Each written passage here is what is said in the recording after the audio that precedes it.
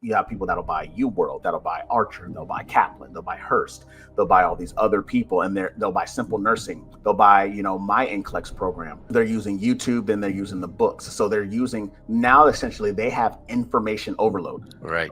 And now that's probably the biggest problem that all these students have.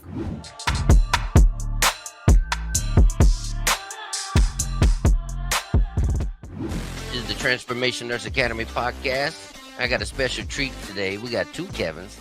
We need more Kevins in the world. So it's my pleasure to introduce Kevin Gibson, the boot nurse. I don't know what that means, the boot nurse. I thought he was going to be the boot camp nurse. Tell us who you are, Kevin, and what is the boot nurse? What does that mean? All right. Well, first of all, you're right. We do need a lot more Kevins in the world. Fun fact that Kevin means handsome. And you got two handsome here. So y'all need to really tap into what we got going on. Wait. It also means kind and gentle. Yeah, we're working on that. Yeah, we're working on that a lot. I've actually worked on that quite a bit. Yeah, so. I know, me too. I got you. But yeah, so first of all, I appreciate you having me on the show. Thank you. I love to jump out here and spread the knowledge, and right now walk in the purpose that God has set up for me, and that is to help as many of those nurses get past that NCLEX so they can go out here and take care of God's people. And that's what we want. But the boot nurse, essentially, it kind of has a twofold. It came from the fact, first off, we're both military. We both have a military background. I was in the Navy for 16 and a half years. And there's always somebody that's a hater, man. There's always somebody that's a hater. But I'd rather somebody who's been in the service be a hater than somebody who's never laced up a pair of boots to talk to me like they've done lost their mind. So I was in the Navy for 16 and a half years. And one of the biggest terms that we use for new accessions or new people that come into the field, we call them boots. And so I was wrapping my head around when I first started doing this entrepreneurial journey and coaching. And I was just like, man, what do I want to call myself? I was a hospital corpsman in the Navy. So I said, man, do I want to be called the corpsman nurse or the corpsman nurse or the nurse? Yeah, I don't know. I was just trying to, everybody's trying to put a little spice on it. Right. And so I was just like, man, I'm a boot. And then I remember when I went on my second deployment, we had a brand new nurse that we called a boot to her face. And she got so mad at us. And I was like, hey, bro, it is what it is. If you don't know nothing, you don't know nothing. It's okay. And so that kind of stuck with me. And I was like, you know what? I'm a boot nurse because I am a boot nurse.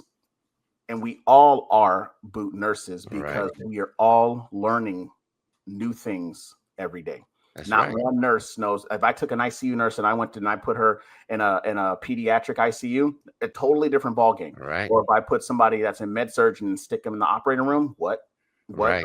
So we're always learning new stuff every day. So that's where the whole term boot comes from. And then secondly, for those individuals who have not been in the military, one of the biggest things that they recognize besides the uniform are the military boots. Yeah. So like when I say the boot nurse, people are just like, oh, maybe it has something to be associated with the military. Maybe he's a military guy. He's a nurse. Maybe so it kind of gets the gears turning for the people that are not familiar with military terms. Yeah, I like that. No, I like that. It's good. All right, so I'm gonna deviate from the questions I wrote down just for a second. I'm gonna wade into a topic, and you don't have to answer. Yeah. But I love this. Now, don't be mad at me, but I'm gonna ask this because you're a black man and you're a nurse. This damn controversy in the last week with Michael Strahan. Oh, I don't know if I'm saying his name right, but you know what I'm talking about, right? Michael Strahan, Hall of Famer football player. Because he didn't put his hand over his heart during the pledge. I don't even know what they were playing. I don't even know what they were doing, but that shit makes me. Oh, you don't know about that? I don't know about that. Please educate me. So he was on a Navy ship. His dad was a major I think in the Army. Don't quote me. Y'all have to look your own homework up. But he was on Veterans Day and he was on the Navy ship and they were playing the national anthem or some song with a pledge. I don't know, to be honest. And I'm telling you this, I'm not joking. Like I spent 12 years in the Army. I did tours in Iraq. I don't give a shit if somebody doesn't put their hand over their heart. He was standing. He was on a ship with Navy soldiers. I mean, what do you do to support veterans? At least he was there. That it just makes me mad because they're trying to make him look like a buffoon. But I don't like this. I don't put my hand over my heart either. I know it may be wrong, but I don't. When I go to football games and they play the national anthem, I take my hat off, I stand up, but I am not putting my hand over my heart. I did my damn time. I ain't got to do that. So and you might feel different, right? It's okay. So so it's actually really funny because anytime the national anthem comes on, I have to refrain myself from saluting because that's usually what I was doing. So even to this day, I'm just like, wait, what am I doing? Let me fix that. I don't wear hats, so I don't ever take my hat off. I do put my hand over my heart. because I do understand, as somebody who was in the service, I understand who that is for. You know, it's for those individuals who aren't there with us anymore, who paved the way for us to be even to Right. make a decision like that. Like, Right. we can go back to the Colin Kaepernick thing where people were Oh, just yeah. like, he's doing this. And I was just like, well, that's essentially That's what the we're whole purpose founded we upon. served. That's what Yeah. we're founded upon, is for people to be allowed to do those things. Yeah. And so for the fact that Michael Strahan was on a Navy ship with sailors, Marines, airmen, whoever were there, and didn't put his hand over his heart, it's just another part of media propaganda for them to just Right. be like, oh, you're disrespecting our veterans and yada, yada, yada. Listen, you're not in anybody's cemetery destroying their graves. You're not burning their American flag. You're not openly saying and being rude and disrespectful to Gold Star moms and families. Right. Like, you know, you're not being disrespectful in any type of way by not putting your hand over your heart. You know, those things don't bother me. It's the fact that you can recognize, you know, who a veteran is, thank them for their service. I don't know, Yeah. take them out to lunch. I don't know, recognize if they're having a mental health crisis, you know, and helping them, Well, that's a big or, one. Yeah. you know, funding or being a part of or volunteering your time to, you know, veteran ran organizations like nonprofits for homeless people, or for homeless veterans, or anything like that. Like those are the things that matter, but those are the things that don't get broadcast. So for the fact Right. that they're talking about him not putting his hand over his heart, the media needs to get over themselves. That's what I said. I told him, just shut up and leave the guy alone already. Are you on the ship with them? Like, all right, that's Right. good. I appreciate that. No, but I do. That drives me crazy because that's what you and I did. We served so people can have the right to do what they want to do. Right. I don't really get offended. So Neither do I. Not anymore. Like, it used to be, I guess it used to be one of those things where I got offended. I was just like, bro, who are you talking to?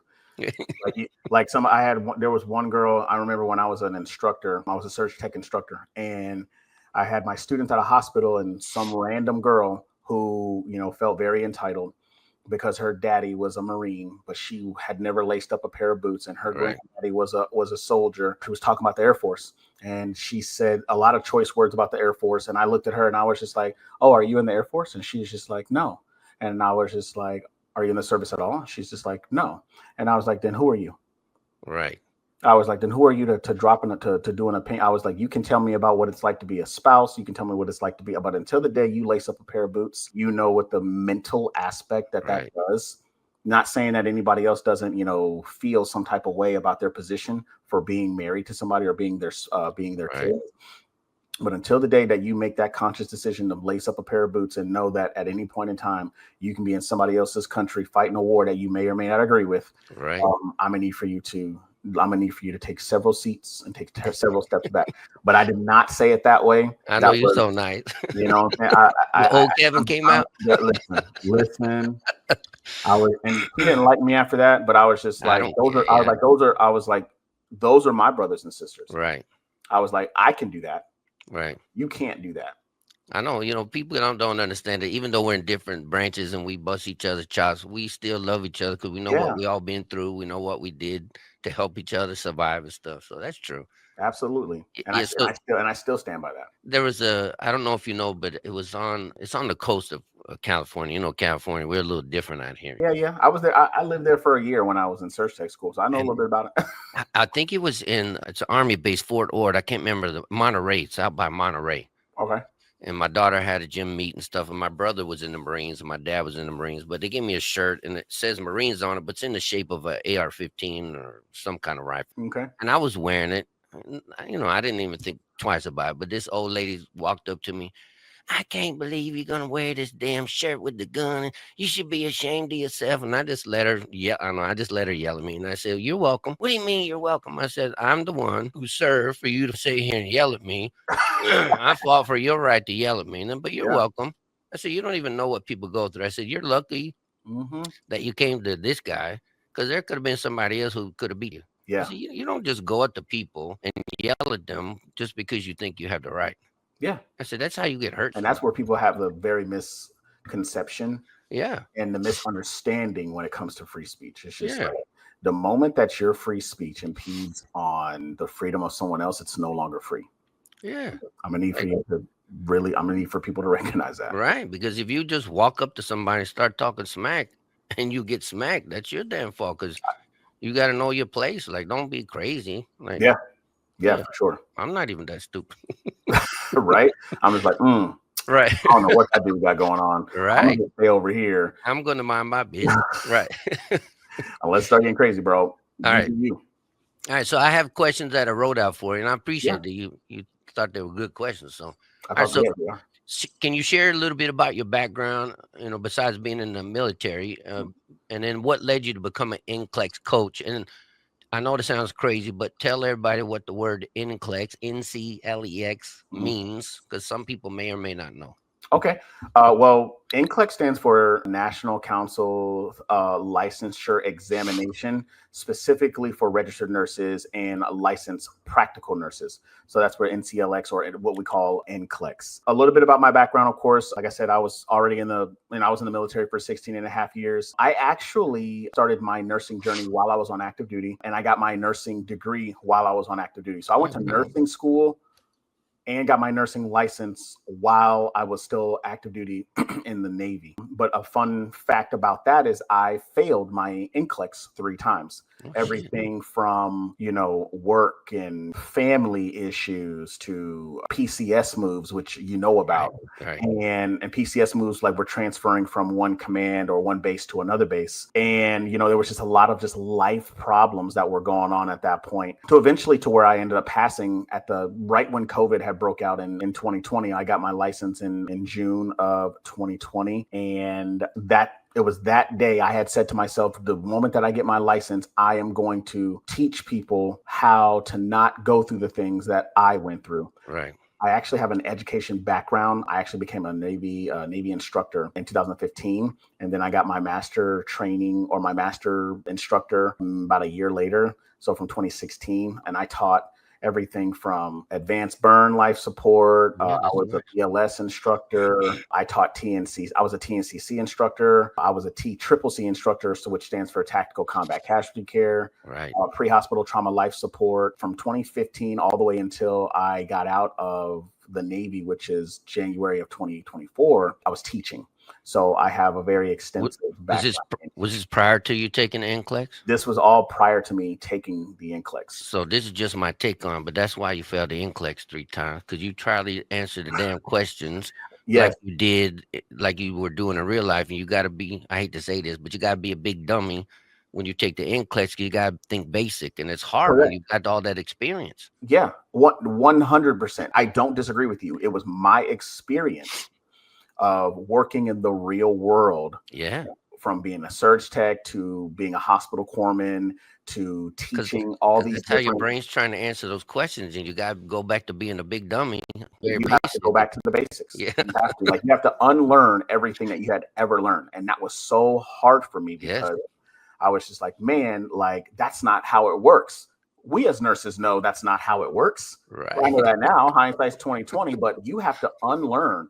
And so that's why I tell a lot of my people that have prior medical backgrounds, especially my LPNs, hey, you Yep. need to unlearn that. I was like, because you're thinking like an RN now. And so I need for you to start thinking like an RN. So it was all of those experiences that lumped in that led me to become an NCLEX coach. Yeah, that's right. So just I have to clarify this because you are in the where do you live? You live in where do you live again? I, Ohio. You no, or I live in Texas. oh Texas. All right. All right. Wait. Let me ask a more important question. Where in Texas do you live? I live in San Antonio. All right, now that is Texas. All right. Yeah. People who say Austin, that's not Texas. All right. So That's Austin, California. you are correct. Austin is California. Yeah. Austin is Oh, very, very blue, but yeah. people forget that Texas, it takes you anywhere from 14 to Yeah. 18 hours to drive through this state. I was born in Dallas and grew up in Mhm. Mesquite. Oh, okay. So north Yeah, of, okay. I know. Cool. Yeah. All right. So for you folks that are listening, from I don't know where it starts, but I'm gonna guesstimate that from maybe New Mexico or Arizona over to the East Coast, they call them LPNs, but here on the West Coast, we call them LVNs. I don't know Right. why. I don't know I what don't know the why. yeah. I don't know why Even either, because they even in are the military, literally it's LPNs. in the military. It's in the army is LVNs, When I was in there, we were called LPNs. because Because I was a Now 91 Charlie. the school is here in San Antonio, and it's a year long, and it is very much an LVN. It honestly, it doesn't matter. Practical, Right. vocational, but It's all the same shit. they Yeah. are literally the same thing. There is nothing that's different. So for those nursing students that are out there, if you see an LVN or LPN program, they are exactly the Right. same thing. You will take the exact same curriculum, and you will take the exact same, you will take the NCLEX PN exam. You will. You know what blows my mind is a lot of people don't know about reciprocity, and I don't want to get off track, but Yeah. they don't know about reciprocity. Another thing is when I went to the military as a 91 Charlie, I got stuck in this conundrum because I was in the last group that when you come to California, you could challenge the RN board, and that's Mm, how I became an RN okay. because I challenged the RN board, but you can only work in California. Right. I had to go all the way back to school again to get my license if I want to work outside of California. Right. And now they don't even do that. The only And one now in they don't do that. Yeah, Yeah. and that kind of makes sense. Like Yes, I'm glad. in Florida, I believe. No, Florida was not like that. Texas won't let you do that either. Right. And I think they got away from doing that Right. because They were screwing people. they were screwing people, and it was the lack of control that the Yeah. boards of nursing actually had. I have a bunch of still military people right now that I mentor, and I tell them, hey, if you are working at Balboa or in San Diego or in Camp Pendleton or wherever you are, and I was just like, and if you're working the floor or whatever you need, go get that LPN, go get that LVN license, go get it, Right. go get Yeah, it. I agree. Because So use those skills that you have.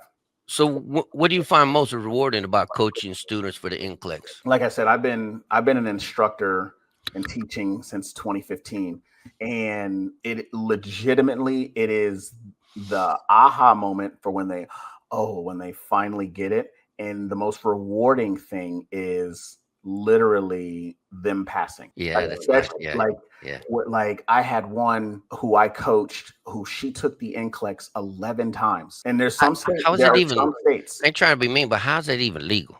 So some states, because remember, it's board regulated by the states on how Right. many times I they can. don't like that either. I don't agree with that shit, but that's another topic. But then there's also those states that are not part of the nurse licensure compact, so they can essentially Right. just kind of do what they want. But now we are in a state to where we need nurses, right? Well, and it's always been that way. We don't need them too bad because I want to talk about this later. We don't have to talk about it now, but there's a lady in Missouri Mhm. that passed her RN school and they won't let her take the NCLEX because she's for her immigration status. I don't know what they call it. I can't remember the term where you're born here in the States to a family that was illegal. They crossed the border and you were born here. I don't know what they call it. Anchor babies. I don't like that term, but I don't remember the term. But she, I don't you know, remember what the I'm name. talking about? DACA. Is that what it is? I'm not sure. I would Yeah. have to look that one up. Anyway, go ahead. Sorry. No. So yeah. So she took the exam 11 times. She was already an LPN, and Oh, I got you. and so I had already asked. I was just like, so why do you want to keep going? And she was just like, well, I had a lot. She had a lot of things going on in life, and it's just like every single time she was preparing for the exam, life hit her, and I understand that because it happens. And then when she was unsuccessful at one point, and she was just like, all right, I'm done. I need somebody to help me. She reached out to me, and I was just like, well, do you trust me? And do you trust the process? And do you trust me to get you there? And she was just like, yes. And I was just like, if you do what I tell you to do, and if you follow this, your chances of passing the NCLEX are going to increase tremendously. Right. She took it around the December of last year, and then she passed in 85 questions. That's good. That's nice. And it's things like that is to help people who feel like who have given up. But let me ask you this, because we have a lot of these. You told me she was already an LPN, and she took the RN NCLEX. So did she do an LPN to RN program? She did. So she was already an LPN, took the LPN exam a while back. So she had already been working for quite some time as an LPN, did a LPN bridge program a while back, and then after she had graduated, that's when she had taken the exam. Because here's what I see a lot of these LPN to RN programs, and I'm not trying to put anybody down, but they got a lot of online programs. And so, like, there's a big one in Florida, the International College of something, Health Science or something. And I discourage nurses from doing it because I found out that and I don't care about the online portion, but they go to Florida for like 20 days of hands-on training. That's all they get. And then their hands-on training are like COVID clinics, nursing homes. They're not working in the hospitals. I'm like, you're going to get a lot of these damn questions. I'm assuming it's been a while since I took the NCLEX, but you're going to get a lot of these questions that are based upon clinical. And if you're only in a nursing home, you're not going to know the information. I agree. What's happening now, and actually what's been happening for quite some time, especially since COVID, they're streamlining them. They're not teaching. They're not. because it's just, hey, we got a backlog of students. We got to get you in the regulatory, the red tape to get students into the hospitals, It's everything from crazy. occupational things. And then the willingness of, a lot of these nurses that are working don't want to teach students. And I cannot get over that. Yeah. I got all my training in the military, and then when I Right. became a civilian and I started to see how a lot of these organizations were, I'm like, wait, what? Hold on, I got to point the right way. Are you listening to this? Man, All you that know me, you hear the same from me every day. I feel like I'm in another world in this damn civilian world. listen, to all the listeners, I need for y'all to pay attention to me. A lot of people say that, don't join the military because of blah, blah, blah, blah, blah. I got the best training Yeah. ever in my entire life to prepare me for this world while I was in the service. Right. People ask me why I'm so smart. It's because I spent all that time in the military working. Because Because in the military, you're not an individual. Everybody, right. there's a reason why you have a Your uniform team. on. Yeah. Your team. Everybody, and when I became a civilian and I started to realize that it was not like, even though they say it's the team thing, these people are individuals. They don't like, Right. nope, nope, nope, nope, nope, nope. And that causes us a lot of stress. So Yeah. And so for her, like I said, kind of circling back, she followed, my instructions, and I guided her, and, she got her license. I A like lot of that. people, and, I know you say you don't agree with the states and how, hey, multiple times, but you and I both know. No, it's not that I don't agree. I just don't. I don't know. Like if you're failing 11 times, what is it? Why? I want to go back to the root problem. It just blows my mind that we don't have a way to like send them to somebody like you that can maybe re-educate them or rethink them. I just think 11 times is a lot, only It because is. it's gonna mess you up mentally. It is. You're Failing at one time does that. Yeah, you're gonna get into this rut, and you're gonna get into this way of thinking, and you probably just need to find somebody like you that can reprogram the way they think. Right. And a lot of people, like I said, like I make myself available. A lot of people just, they don't want to do it is because number one, they're tired, and they're tired of, spending money. That's actually Right. the biggest thing. When I was just like, it's not that, I'm not a drink at Starbucks. Well, not just that, but I got that. But look, you're spending. Now, I don't know. I could be wrong. You have to tell me. Yeah. 11 times. I mean, if you took the last test 11 times, how many times you were paying for the Oh yeah, NCLEX? Like, don't you have oh to pay every time? yes, every single, and in So why every not state, fail it once was or different. twice? Yeah, but now why not fail it once or twice and then invest into Kevin to help you ass pass it, and you'd probably save money. I agree. Everything from you spending money Yeah, on the subscriptions for like the big ones like Kaplan, Archer, U right, World, and then you got to pay the Board of Nursing for the right. application. Then you got to pay Pearson View to proctor the exam. Yeah, Kevin's cheaper. I am, and I'll be that dude to tell I'm you sorry, you're more not ready. cost effective. Sorry, more cost effective. Yeah, Yeah, all right. yeah. All right. So what And are I'll be that what dude to tell you too. So what are the most common challenges? See, what common challenges do students face when preparing to NCLEX, and how do you help them overcome these? one of the most common challenges that they face is not knowing where to start, and everything from not knowing where to start or not even knowing what the foundation of what the NCLEX is. So I actually help them overcome that by I do free workshops where we talk about essentially the blueprint, and all this stuff you can find on your own at the National Council's website. But the biggest thing is understanding what the NCLEX is. I call it knowing thy enemy. Because if I can scout and know everything about my enemy's communications, their ground movements, their air to land to sea communications, and all that, if I can know everything about my enemy, when it's time for me to strike, they're not going to know what hit them. Right. They're No, not going to know what hit them. I didn't know this.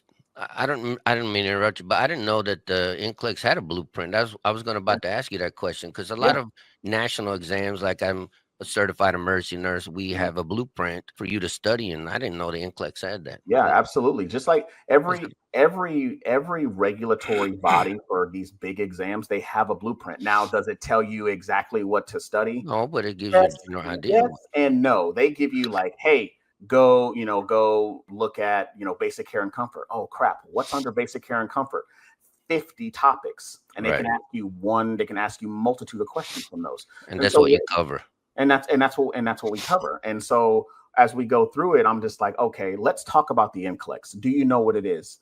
The NCLEX is this. It was created by the National Council for this reason. It's a regulatory body that governs both the registered nurses and the LPNs, as well as the advanced practice nurses. And I tell them we talk about computer adaptive testing. A lot of people are like, what is that? We break it down. What is considered a passing and a not passing type of question? We talk about remembering and understanding versus analysis and application, easy questions versus hard questions, understanding, stable versus unstable, acute versus chronic, and now since NCLEX just updated to the next gen, we talk about how nothing has changed. What changed was how the questions were delivered to you. So instead of me just giving you a multiple choice question, and then if you select all that applies, I'm now going to give you a case scenario of a patient that you could possibly see in the emergency room. I like that. That's good. Right. And the whole point is, when we talk about it, it's just like the whole point of a case study is to simulate you landing a patient, maintaining them, and then transferring them if needed. I was like, that's the whole point. So remember clinicals. And I have to say, if you had clinicals, a lot of them are COVID babies. Right. COVID boots. They don't know. So, but that's our fault. That's the system error that's causing issues. Yeah, that is a system. That is and it starts from the top. So I help them overcome by giving them a firm foundation of what this exam is. Once you understand how essentially the NCLEX is built, you're going to be like, oh, okay, that makes a lot more sense. So the more you know. But we don't teach that in school, do we? No, of course not. They don't teach that in school. Hell, they don't even teach that in a lot of these NCLEX reviews that are out there. In my NCLEX review, it's like the very first section. I like that though. I think you need to understand why, so that way when you do understand the why, the questions will make more sense. Yeah. How do you keep the students motivated through the study process, especially those who have failed the exam multiple times? So the very first thing that I do is I relate to them. I make things very, very relatable. And I tell them about my failures of this exam. That's the very first thing I say to them. I'm just like, listen, I understand how you feel. And I was just like, the road to success is paved by failures. That's right. Right. And as you continue to, and I'm not just talking about nursing. I'm talking about anything. Let's just say you didn't do well when it came to taking care of doing something for your kids. Guess what? You learned how to do it better. That way you wouldn't make that same mistake going forward. Same thing if you start to have multiple kids. And so I start to relate. I actually even wrote a book talking about how I failed the NCLEX and how I was able to overcome that. So the motivation that I give them is to let them know that I have been working as a nurse for 4 years, currently up to 4.5 years right now. And to let them know that you too can get to this position. I quote scriptures to them because I believe that having God in your life can really help alleviate a lot of the mental anguish that you have, as well as motivational videos, motivational quotes, text messages, emails. I go live on TikTok. No, that's how I found you. Yeah, multiple times throughout the week, to let people know that, hey, it's okay. Like, it is okay. This test does not define who you are or what type of nurse that you're going to be. Only you can do that. Right. And so that's how I do it. That's how I keep them. That's how I keep them motivated and focused on the task at hand and the end goal, which is to get a life. I like that. So are there specific strategies or study techniques you recommend for mastering the NCLEX content? The very first thing is you have to change your mindset. You have to understand that this exam is exactly what it is. It is an exam to test basic nursing competency. I'm not trying to tell you to be a certified emergency nurse. I'm not trying to teach you to be a critical care nurse. Like, I'm not trying to teach you to be certified, because that's when it starts to get very much into the nitty gritty of that specifics of what you're trying to do in that area of nursing. Very first thing is we have to change the mindset, because I can't believe and want you to pass more than you believe if you can pass. I can't want that more than you. Do I want it for you? 100%. Right. But I can't want it more than you. I already got my license. Right. So what do you want? Do you want your license, or do you want me to want the license for you and you still not get it? Right. Like, which one you want? Yeah, you can't blame Kevin. So the very first thing is I tell them mindset. Second thing I tell them is you have to understand where your weak points are. And so this is for all my repeat test takers. Every person that is unsuccessful at the exam will get what they call a candidate performance report. or what we call they call it the performance breakdown. And with the performance breakdown, it will literally tell you what areas on the NCLEX that you did not do well. You'll either get a below passing, you'll get near passing, or you'll get above passing. Now, do you explain to them what that means? Because I don't even know what the hell that means. I do. So essentially, in a nutshell, if you get a category that says below passing, that means you have no idea what's going on in that category. I mean, essentially, you have a content deficit. You have like if you can't tell me about DKA, we're gonna have a problem. I got you. Okay. If you can't tell me about the manifestations of a myocardial infarction, we are going to have a problem. Why? Because those are very highly testable things and very high disease processes that you are going to see in anybody's hospital, in anybody's anywhere, right? Okay. And so if you get below passing, that means you have a content problem, huge. And if you have a content problem, you're going to have an extremely difficult time answering NCLEX style questions. You are. If you don't have that foundation, like they are both they are equal. I got you. They're equal. 100% of that and 100% of that, you need both of them. And so with the near passing aspect, that's telling us that you do have a grasp of content, but you don't know how to apply the content to what the question is asking you, meaning you have a problem answering NCLEX style questions. And then, of course, with the above passing means that you met the competency for that specific area, so you don't really have any issues in that area. But what I do like to tell people is just because you have above passing doesn't mean you should neglect still studying that area. But you just now know where you need to refocus your efforts as you continue with your study process. And that's where you keep them on track. Yep, 100%. So you kind of talked about this, but I'm big into this because I don't know if you ever listened to Jack Canfield's book and stuff. He's very religious too. I'm not, in transparency, I'm not a very religious person. Okay. I got the shit kicked out of me when I was a kid in Texas. We were forced to go to church 7 days a week, and I got beat with belt buckles till I was black and blue and bleeding in the name of Jesus. I know this is not a biblical podcast or a doctor podcast, but that's actually a very horrible thing. But you know, because you grew up in Texas, you still see it sometimes. I grew up in Texas. You know, I have friends that are Catholic that, you know, they weaponize Christianity and they weaponize the Bible, and that is not what Jesus stood for at all. And for anybody that, you know, may have been, you know, in that realm of where their family, you know, used religion as a weapon to keep them in line or to do terrible things to them or say things in, you know, in the name of Jesus. I'm sorry that happened to you. And I really hope that, you know, Jesus does come into your life and to show you that that's not what he's about, because he loves you just the way that you are. Well, that's why I like Canfield, because, you know, he doesn't shove it down your throat. Yeah. But he says, you know, the universe, God, whatever you want to call it. So he's very positive, and he talks about positive affirmations, which is our next question. Yeah.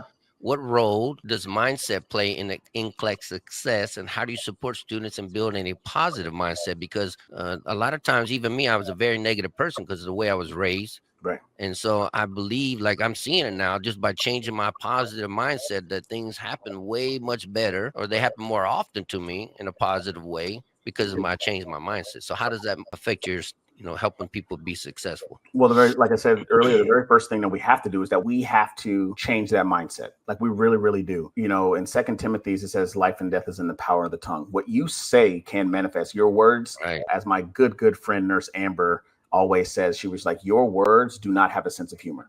They do not. That's right. And she was like, if you say it, it shall come. And that's so what he said. And so you should not be surprised. All right. Well, you know what? I'm a piece of trash. Oh, you know what? I'm not this, I'm not that. So what do you think is going to be the end result of that? Well, it's affecting your subconscious, which you don't really realize. And that's exactly what it manifests. Absolutely. And I'll give you a prime example. I remember when I took my NCLEX the second time, or the second and the third time, I kept saying, I was like, F it. I was like, if I fail, I fail. It's okay. I still have a job. Right. And then what happened? I went in there and I failed. The third time when I went in there and I did it, I said, oh, F it. If I fail, I fail, whatever. It doesn't matter. Yada, yada, yada. And one girl that was sitting next to me taking a totally different exam, literally, she's like, oh, what exam are you taking? I'm like, I'm taking the nurse one. She's like, well, how do you feel about it? I was like, it's whatever. I was just like, if I fail, I fail. You know, it don't even matter to me. But and she got up and went away from me. She was and I looked at her and I was like, whatever.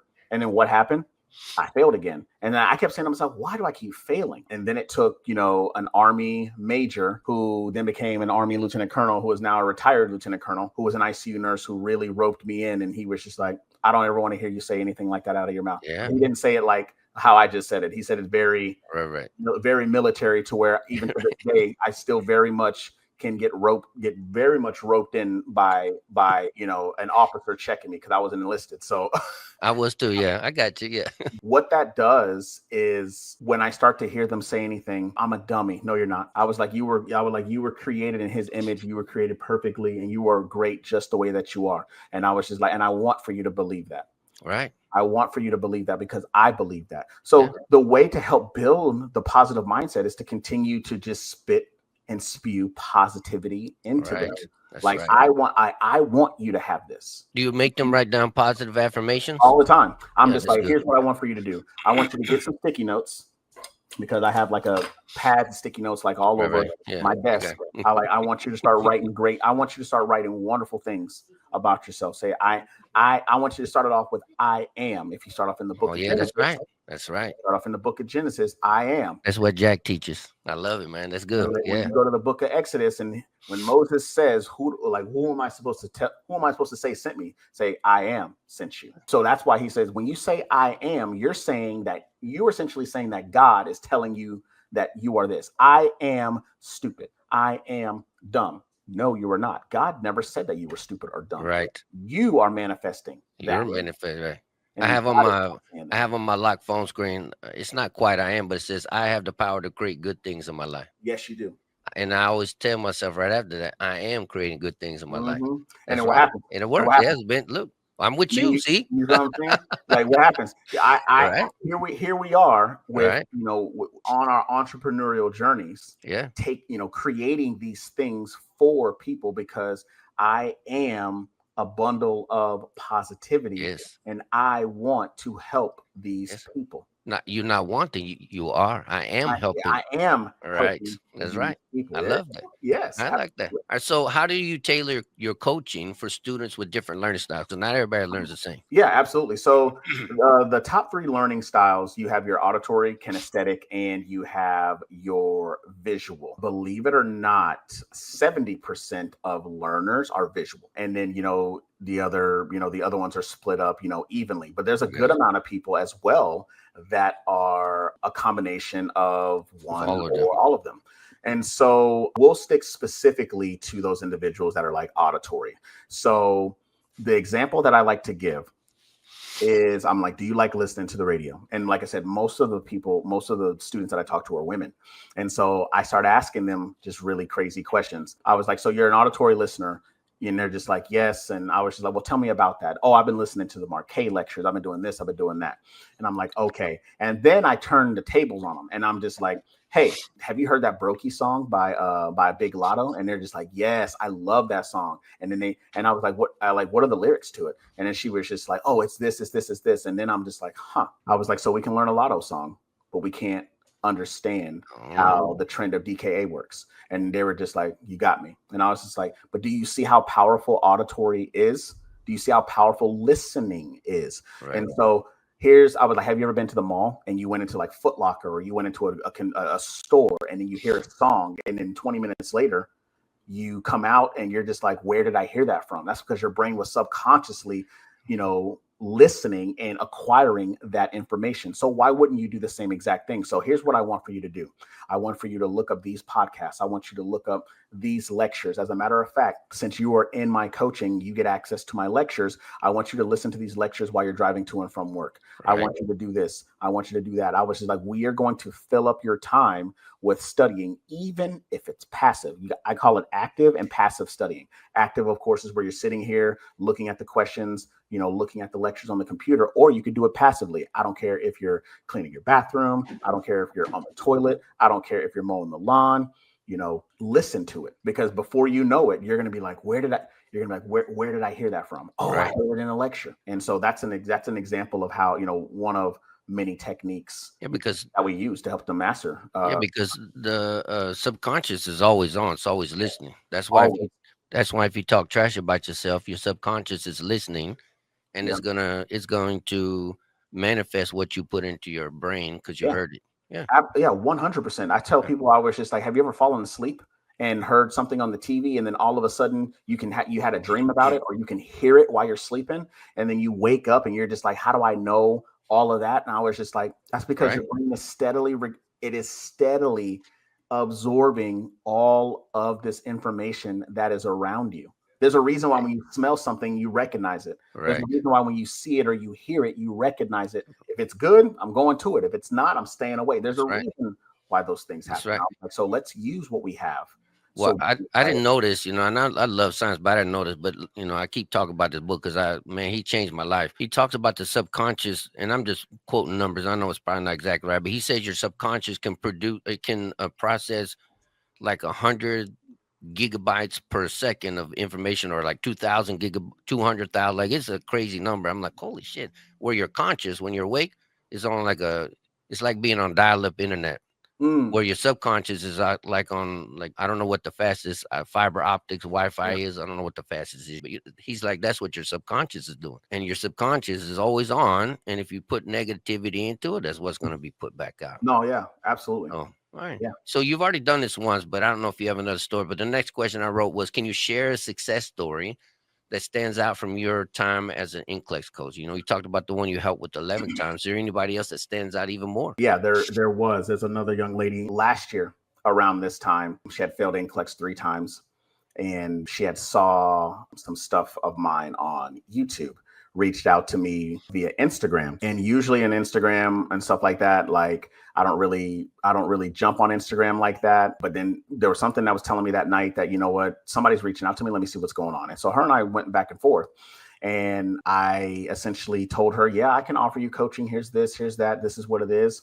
And then she was just like, well, I don't know if I can afford that. And I was just like, no, I understand that. And then I asked her about, does she consider this an emergency? And Right. she was like, well, let me talk to somebody else. And her mom had said to her, she was just like, what else do you have to lose? You've taken this exam 3 times. Right. So why not go to somebody who, take a chance?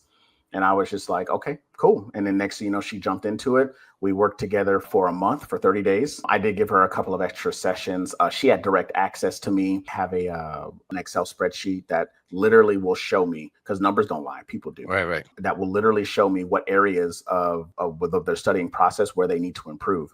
And, she went and took the NCLEX. And when she took the NCLEX, I didn't hear from her for like a day or two. And then she just sent me a screenshot and she said that she passed. And so that was her third time taking the NCLEX. She called me. She cried. Her name is Crystal. If you guys ever get the chance to go to my YouTube channel, which is The Boot Nurse. Congratulations, Crystal. You'll see it. She's been a nurse for almost going on a year. That's good. I like that. Yeah. Numbers don't lie, people. Numbers don't lie. That's what I was thinking about in my head when you were talking about numbers. I don't know if you do it already, but you create a damn comparison to how much people spend on their NCLEX, failing 3 or 4 times versus how much they spend on Kevin. Yeah. They'll see the big difference. Yeah. Yeah, I like that. 100%. So what are some common mistakes you see students making in preparation? Using too many resources. All right. Too many resources. Like everybody is using Mark Klimick. And first of all, if you guys don't know who Mark Klimick is, he is, in my opinion, probably one of the greatest instructors that I've ever seen when it comes to just teaching as nurses and teaching NCLEX. His lectures that are like kind of just floating around, that have been floating around the internet for probably like the last almost 20 years, but they're very outdated. And he talks about concepts. So if you don't understand content, you're going to have a difficult time understanding the concepts he uses in order for you to pass NCLEX. So that's a big thing. Using too many resources, such as, you have people that'll buy UWorld, that'll buy Archer, they'll buy Kaplan, they'll buy Hearst, they'll buy all these other people, and they'll buy Simple Nursing, they'll buy, my NCLEX program. They're using YouTube, then they're using the books. So they're using, now essentially they have information overload. Right. And, now that's probably the biggest problem that all these students have. And so now we have to kind of just like trim the fat. Like, you don't need that. You don't need that. You don't need that. I recommend this. You don't need that. You don't need that. Let's stick to 2 things. Right. 9 things. Right. Because you're going to get crazy with too much information. Because so I know they'll start asking questions. They'll be like, oh, this one says this one says that. I was like, you're worried about that. You're worried about the wrong thing. I was like, these are nuances and I'm telling you this because that was me. And right. I want you to fall into that same right. Yeah. I know we are 7 minutes away from our hour. I don't want to keep it too long, but I got all day. Are you sure? I got all day. Like, okay, so I don't want to rush you, but I also don't want to keep you either. No, we got all day. Right. So let me see where I'm at here. So how do you develop? How do you help students develop critical thinking skills needed for the NCLEX? So we actually will go through questions together. So I will tell them, hey, I need for you to go do a quiz, or they'll do a diagnostic quiz, or I'll task them to doing 4 quizzes throughout the week to include like a readiness exam and a computer adaptive test. And then what we'll do is I'll tell them, I want, as you are going through the process of reading and reviewing your questions, I want for you to mark down the ones that you have questions about. And then they're like, okay, so first thing we're going to do, we're going to go through those questions. And then I will read the question verbatim. And then I will break the question down. Now, the question is saying this, or the question is asking you this. Even though it started like this, they want to know this information. So now let's focus on what we know versus what we don't know. So you're over here trying to guess. Now, let's think about what you know about DKA. Let's think about what you know about a myocardial infarction. Let's think about what you know about a paralytic ileus. Like, let's think about these things, right? Let's think about what you know about vital signs. Okay, now you know it does this, you know it does that. So we don't need answer choices A or B, right? Because we know that somebody who has massive hemorrhage, they're going to have a high heart rate, they're going to have a high respiratory rate, but they're going to have a low blood pressure, right? But then is that going to stay that way? No, because eventually everything's going to go down.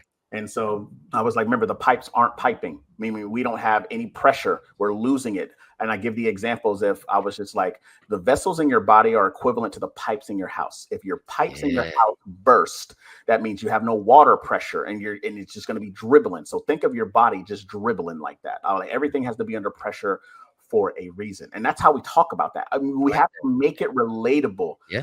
I've made things relatable to, and I'm saying women, because I'm just like, man, how do I know that? And I'm like, well, I was just like, think about it like this. Do you like this? Do you like basketball? Or what sport did you play? I was a cheerleader. I was a soccer player. And I was like, all right, now let us think of this in terms of soccer. And they're just like, oh my gosh, that makes so much more sense. Yeah, I like that though, because that's how I teach too. Yeah. Yeah. So you have to be able to make it relatable. You have to break it down Barney style. But people like that. They always say, they like because I break it down in a simple term. But I'm like, well, you probably know the information. You just, when you hear these big words from school, it makes your head hurt. And you're like, I don't understand it. But you do understand it. You just got to break it down. That's good. What resources or tools do you find most effective in preparing students for the exam? Do you create your own? Do you use other people's? So I do a combination. I create my own lectures and content. And I also actually created my own review where I actually have on-demand videos where they go through and they will answer, or they go through with me and they answer NCLEX style questions from each client needs category. So first video for my NCLEX review is on management of care. And I go through like 30 questions to include case studies. And we talk about the things like you need to be aware of as you are looking in, like, so what is this? And I say, so what is the question asking us truly? This question wants to know, did this patient understand the education? Right. Well, if they didn't understand it, what is the statement that shows that they did not understand this? Now, if you don't know what this piece of content is, this is how you know. You have to mark it down in your brain. I need to go back and do more research on that. Right. And I was like, remember, this is a review. The review is not supposed to replace nursing school. Right. Yeah. And I try to tell them, we're not here to teach you. We're here to help you review. Nursing school. We're here to help you actively recall what you should have already learned, even though it could have been 2 years prior. Right. And so that's one of the resources that I use. And then because I don't have a question bank yet, that is what I'm working on. What? We love. I'm going to help you with Archer. that. Okay, look, all right, I love it. Archer, UWorld, Kaplan, I love their questions. And what is it? NCLEX Bootcamp. Those are some ones that a lot of my students like, and I can actually recommend because I personally have seen them. There's some other ones that are out there that I would not recommend to anybody, other NCLEX material. But I don't ever say them. I just won't recommend them if I don't like them. I got you. Yeah, I got you. All right. No, I'm fair enough. Yeah. How do you stay up to date with the latest NCLEX changes and trends? So it's actually really funny that you asked that. Like, I actually get weekly newsletters from the National Council for anything that gets updated from the Nurse Licensure Compact. If there's an update on NCLEX material, on the NCLEX test plan, as well as the NCLEX pass rate. I'm very, very familiar with the NCLEX website. And like I said, I actually just went to an NCLEX seminar that was back in September, where they talked about the next gen, they talked about the numbers, how next gen has been working. I don't really like the NCLEX only from the standpoint of, to me, the NCLEX is still written by a bunch of old nurses who are still learning and teaching task-based medicine and not evidence-based medicine. And I wish that we would elevate our questions to evidence-based questions. It's actually funny that you say that. So the whole point of next gen was for that purpose. That's exactly why the case scenarios are there. There was a portion in the seminar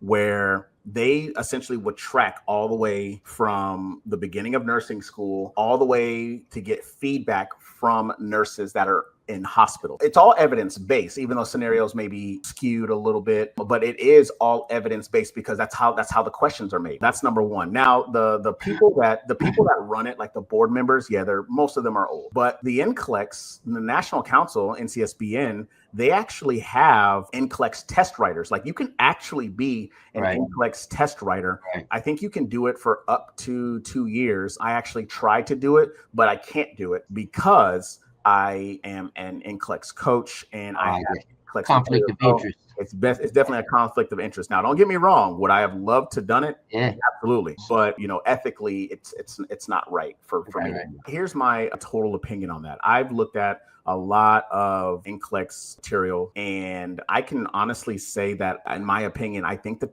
test questions are written pretty well versus how when you look at these other organizations, they purposely make them harder. Oh, yeah. They make them harder. Right. That way it makes it easier when you do go on the NCLEX. And I understand that logic for it. No, but I'll give you an example. I don't know if it's still there because I haven't taken the NCLEX. I'm just going off of what other students have told me and asked me questions, but they still teach Mona in school. They still teach Mona and NCLEX, but Mona's not really the best practice though. You know what I mean? Correct. But remember, this exam is about basic nursing competency.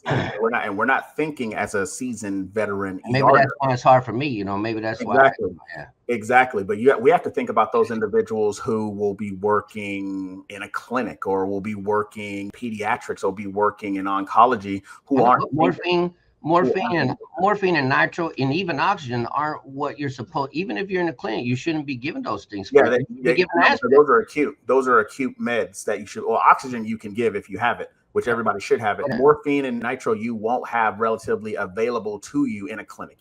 Correct. You are right. But the whole point about Mona is the mistake that people use is they go in that order. But it's not that order. It is based on what the question is giving you. Right. The biggest thing about myocardial infarction is oxygen demand. The myocardium needs oxygen and it's not getting it. It's essentially you choking off your heart. Right. And so when people are just like, oh, it's Mona, we give morphine first. Incorrect. You give oxygen first. Mona is just the ditty or the acronym that you remember for when it comes to the tasks that need to be done. Right. So those are things that I reiterate to them. Just because it's Mona doesn't mean that you're going to give morphine first. Just because it's ABCs doesn't mean it has to do anything specifically about your ABCs. Right. But that messes people up though. It does. And I have to reiterate that to them. Right.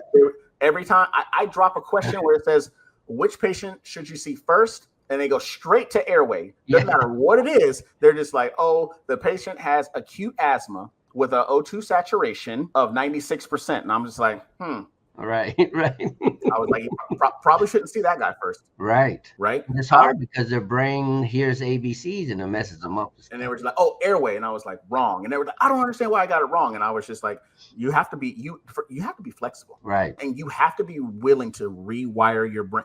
And then hindsight became 2020 when I started working in an ICU. I was just like, I get it now. Yeah.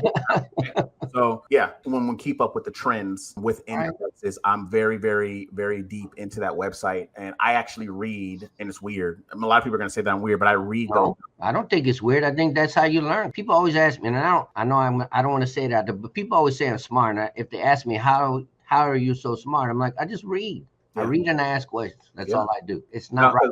What is it? Because a closed mouth doesn't get fed. Right. All right. So what advice would you give students who feel overwhelmed by the amount of material needed to study? So you kind of talked about this already. Don't have too many resources, but Yep.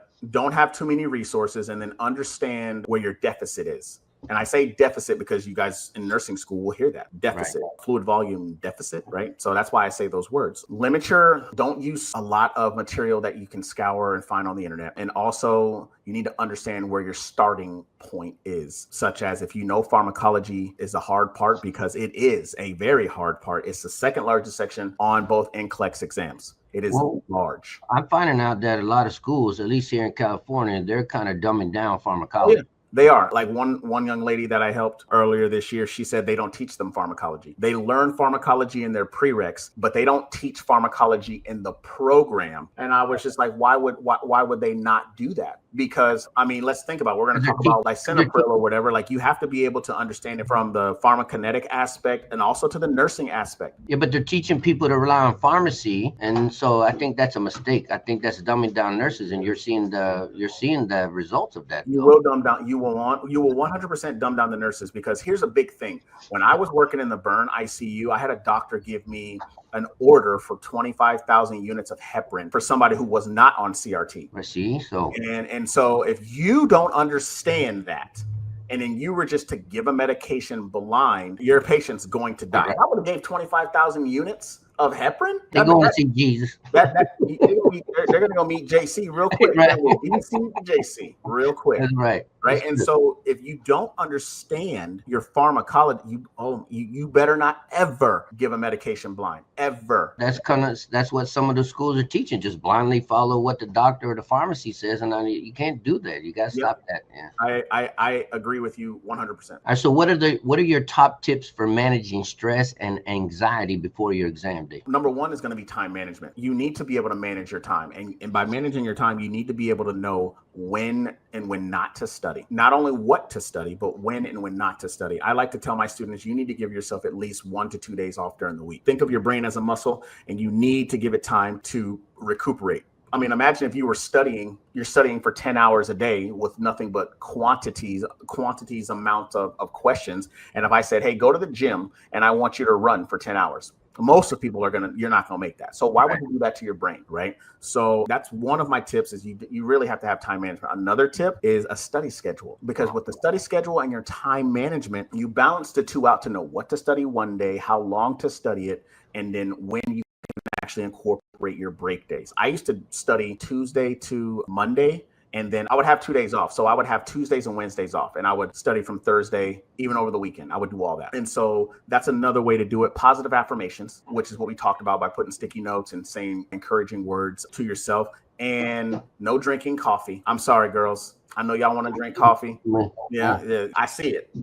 Can you read what that says? I read it. I see what it says. But when it comes to I know y'all love your coffee, and I got you, because your boy had a cup of coffee. Don't drink the energy drinks like the Celsius. Okay? All right. Don't make you go too crazy. Don't drink it. All right. What's your thought process behind it? Why do you say that? The reason being is because caffeine is a stimulant. All right. And when you're stimulated the whole time, your brain's going into overdrive. And when your brain goes into overdrive, you have no idea where essentially kind of how to do your focus, right? And that has to do with exercise as well, because exercise has been scientifically proven to decrease stress. And then lastly, sleep. You need to sleep. Sleep itself, lack thereof when it comes to sleep, it has been linked to type 2 diabetes. It has been linked to the causing of sleep apnea. It has been linked to causing of obesity. It has been linked to cause early onsets of dementia. It has been linked to causing myocardial infarctions to happen at an early age, because, believe it or not, ladies and gentlemen, stress can put you in an early grade. Yeah. Alcohol, right? You need to remain focused. So those are my top tips. And it's funny because I did a free workshop yesterday, and we do free workshops all the time. And we talked about that, how to reduce stress and anxiety. So it's not just what you do before the exam day, like the day before. This is a routine that you need to do a month, 2 months leading up to that. Mindset and lifestyle. Yeah, 100%. Right. Yep. So how can students best utilize their time in the final weeks? Was kind of what you just talked about, but how can students best utilize their time in the final weeks leading up to the NCLEX? Time management, definitely. Like, if you don't need to go out, don't go out. If you don't need to, and by go out, I mean go hang out with your friends. Remember, your license is not going to have your name plus your family. They're not going to have your name plus your friends. It's going to be you, because you're the one who put in this work for you to do this. So leading up to that, you manage your time and be selfish with that time. Take care of your responsibilities. If you're a wife, please take care of your husband and your kids. That's right, Miss Pat. Take care of your husband. If you're a husband, please take care of your wife and your kids. And I do say it in that order. And so do those things, but be selfish with your time, and let your family know that you have to be selfish with this time.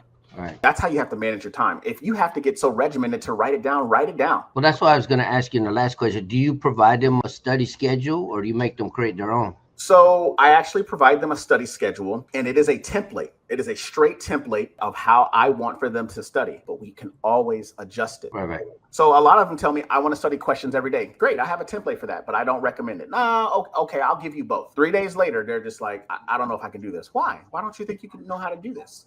And they were just like, because I'm so burnt out. And I was like, is it burnt? Are you done trying to do things your way? Oh, yeah. I like that. That's good. I was just like, so why do you want to coach? Because I want to be held accountable. And I was just like, so you failed this exam 2 times already. So why is it that you're still trying to do it your way? Right. And I was just like, can we do it my way now? And they're just like, yes. I'm like, all right, cool. And then what happened? I got a good story for you. But one of them, that's what she did. And that's why I say that. And she texted me and she was just like, hey, I don't think I'm interested in doing the coaching anymore. And I was like, why is that? She was just like, because I'm burnt out. And then I was just like, well, I don't know if you know this, but we don't quit around here. I was like, you quit on yourself, you'll quit on your patient. And I was like, so I don't know what you thought this was, but you ain't going nowhere. And she was just like, well, and I called her and I was just like, what did you think this was? You think I'm playing with you? Right. I was like, I don't play about y'all. And I'm not playing with you. Like, you're not going to give me money and you are not going to invest time, which is the one thing you cannot get back. Right. You are not going to and try to quote unquote invest time and then me do it and then you not do it. No. That's not how that's going to work. And I was like, so we're going to fix this right now.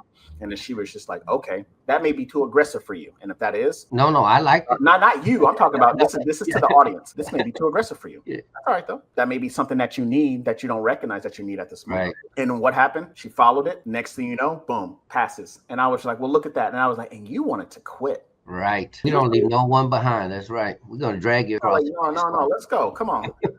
Let's go. Now, if it would have been anybody else, and this is where I think about the military aspect versus the civilian aspect. And this isn't me talking about all civilians. This is just my experience that I have experienced coming from the military and now as a veteran working as a civilian. That's what I see. If that would have been anybody else, they would have been like, all right, cool, go on about your business. Right. They would have just taken your money, and I was like, no, you're not just going to give me money and then waste my time. Sorry. Right. I don't do that at all. So no, but I like that. Yeah, that's how we do that. How does your coaching program, well, it's kind of you already talked about, but how does your coaching program differ from other NCLEX prep options available? So one of the biggest things about my coaching and with my courses is once you get my course, at least for now, once you get my course, you have it. Like for a lifetime, you get all the updates, you get all the reviews, you get all that good jazz. That's a part of it. So even after they pass the NCLEX, you still even after they pass the NCLEX, they still have access to it. So I love you, Kevin, but my advice would be once you pass the NCLEX. Oh no! Listen, I already know the power of editing, so I'm not really worried about this. But like they have access to it. The whole point right now was just to get volume. No, I totally get it. It's just from personal experience, yeah. I've built a lot of programs, and other people want the success you have, but they don't see the work and dedication that you put into it, and they come and take your content and then they go and market as their own, and that makes me mad because they've done it to me, and I'm like, Lord, Jesus, have mercy on their soul. What I have done is I essentially have just gone in there and I do a password reset. Oh yeah. And so when I do a password reset, I do it like probably once every 6 months. And so even if they have passed it on, not even 6 months, maybe like once every 3 or 4 months. And then so if somebody's passed it on, they're like, oh, I can't use it. I'm like, all right, cool. I'm going to send the password to the email associated with that account. If you ain't got it, you ain't got it. Right. And by that time, let's just be real. People have done that before with UWorld and Archer. They do that with other programs. I know. I get it. But we are not them. Right. We are not huge companies, conglomerates. Right. That's why I reach out to you, because we're small business people and we want to try to be successful. We're here to help you. We are feeding our families and stuff, and our families got to come first. So 100%. So here's the thing. My coaching program, it allows for me to give you direct feedback. We do one-on-one sessions for an hour. Sometimes it goes a little bit over that. It just depends on what is needed. We break down NCLEX style questions together. Like, I will never tell you to go and open up a book. I was like, everything that we can remotely find can either be online or I already have it, part of the content. Nextly is I have a question bank. I have a QBank tracker. So it doesn't matter what program you use, from NCLEX Bootcamp to Archer to whatever, like, I manually make you put these things in because, number one, it shows the accountability of you doing it. Number two, I am able in real time to tell you throughout the week, hey, you're doing great in this area. I want you to now put your focus into this other area while still studying everything else. I'm not trying to tell you to reinvent the wheel. I'm not trying to tell you to open up a book. I'm trying to tell you to do this. And they're just like, okay. And then I have a study calendar. I have two of them. One, if you want to do questions every day. And then the one that I recommend is where you do questions every other day. I got you. And then you do content every day. I make you do content every day, but you will do questions and answers every other day. So by working with me, I make you do 3 to 4 quizzes a week, plus a computer adaptive test or a readiness exam, one of the two. And so that's just a few things. And then, of course, they get not just the coaching for the NCLEX, they get the mentorship of when they get their license and what to expect when they become a registered nurse or a licensed practical nurse. And then I think it's probably the icing on the cake is that they have direct access to me. I give them my phone number. Oh, that's nice. And so, you're a brave man. So I give them my phone number. And when I give them my phone number, they have direct access to me. They can send me pictures. If they have questions about anything, I can give them direct feedback throughout the week before we meet for our 1 hour session. Like I said, the power of editing is cool. It's my work phone number. It's a Google phone. None of the notifications the only notification on is via text. The calling feature is off. You can't just call me willy-nilly. So Right. some people are like, I tried to call you, and I'm just like, I just don't accept calls like that. Right. So I don't, like, you can call me all you want, but I will call you. Right. If I need to. So I do give them my phone number. I like that. Yeah. And what it does give them a sense of like, oh my God, like, he is a real person. He's not a scam, because I've dealt with people who have gotten scammed, and it's a twofold. I blame the scammers because the scammers are preying on their emotions, but then I also blame the person that got scammed because they allowed their emotions to dictate a decision to where they tried to cheat their way to the top. Right. That's And right. I don't like that at all. I don't Right. like. I'm like, well, I'm glad you got scammed. Sorry. Right. Take 100% responsibility for your action. That's right. It's called accountability, and if you don't have it, you're gonna have a hard time being a nurse. Right. That's right. That's right. So I know you shared a couple, but can you share feedback or testimonials from people you successfully coached? Okay. I have one gentleman. His name is Kadeem. He's an LPN right now. He actually reached out to me probably like 6 months before he started the program. I coached him. He passed on his first attempt. My next one would be Helen. They were in the same program together. She reached out to me, and I helped her get through her NCLEX. She worked with me for 30 days. Very, very smart young lady. And she actually left a review for me, a video testimonial, and that's up on my YouTube channel as well. And she passed her NCLEX in, I believe it was 150 questions, but on her first attempt. And then the other one I have is Stacy. She's the one who took her NCLEX on her 12th attempt. People could not believe that. I had so many people that were dogging her, and I was just like, y'all are dogging her, but she's still a nurse. Right. She got a license. I'm not mad. I'm not opposed to it. I hate that people spend all that money. Yeah. And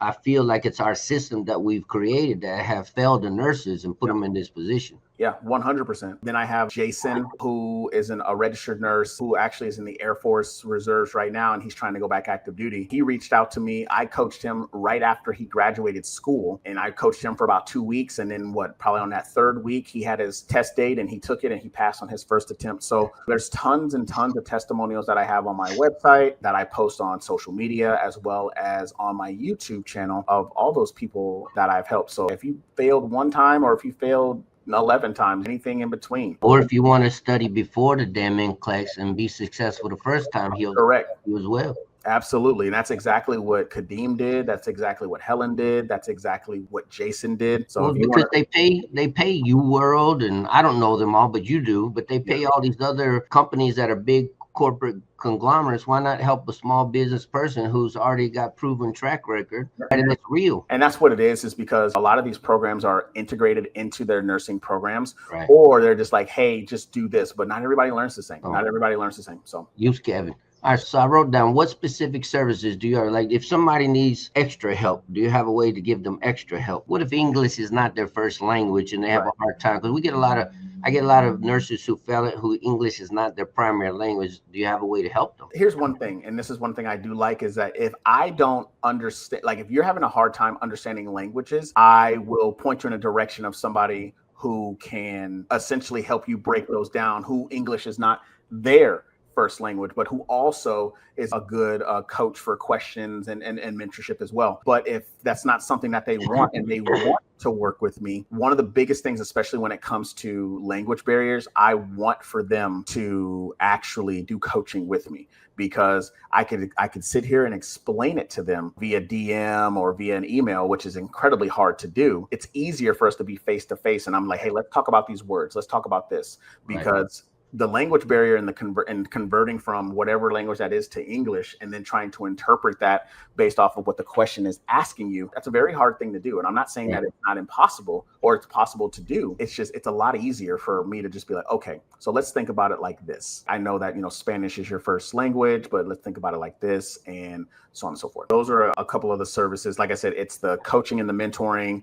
If that's not something that you're interested in, my 7-day NCLEX course, which is on-demand course. I have ebooks and we have free websites. We have free downloads. We have tons and tons of things that are available to you for whatever needs that you may have. So how can potential clients connect with you or sign up for your NCLEX coaching program? So I am all over the social medias. You can find me on TikTok at The Boot Nurse. You can find me on YouTube and Instagram at The Boot Nurse. You can find my coaching program at thebootnurse.com/coaching. I require anybody that is remotely interested in coaching to fill out a questionnaire, because I want to know a little bit about you. And once you fill that questionnaire out, you can schedule a call with me, and then we can go through the questionnaire, talk about coaching, if coaching is right for you, or if you're a right fit, or if we're a right fit for one another. So you basically, I just heard you say you basically I don't like the word, but it is what it is. You pre-screen potential clients to make sure you're both a fit, so that way they know you're not trying to scam them, and they can't say you're just taking their money, and you can see. You give them an upfront view of what Kevin's going to do, so they can't say they didn't know what they were getting into. Correct. 95% of people that come to me come from TikTok. 95% of them come from TikTok. And so I've had people come out to me and they were just like, you're a scam. And I was just like, you found me on TikTok. I was like, I go live. I've been going live on TikTok almost 2 years. Right.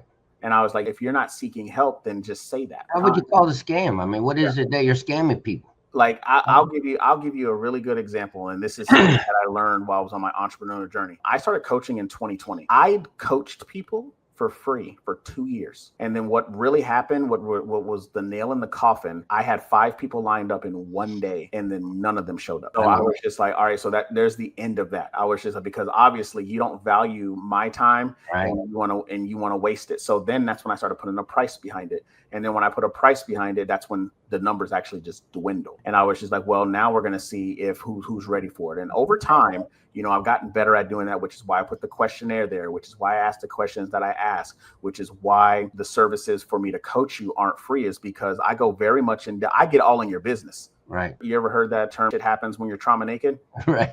Right. And so it's just like, because when you're trauma naked, you don't care. People are all in your business. Me, I'm very intrusive. I'm going to be all up in your business. I want to know what you got going on, because I am investing all of my time into helping you do the one thing that you came to me to, and that's to help get you a license. Yeah, but that makes sense. I mean, I can't deny that you shouldn't do that. So what advice would you give nursing schools or instructors looking to enhance their students' NCLEX pass rate? So hire me.